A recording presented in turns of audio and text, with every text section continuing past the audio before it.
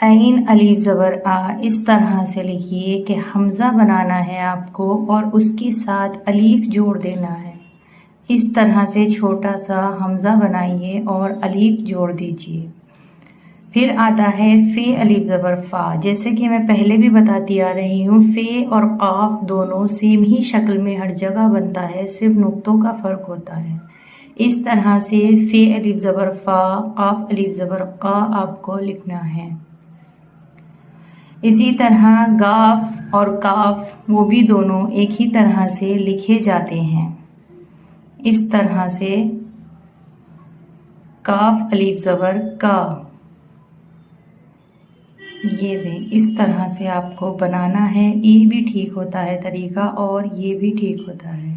बस आपको काफ का छोटा सा शोशा बनाकर लंबाई में नहीं खींचना है। काफ और गाफ दोनों सेम तरीके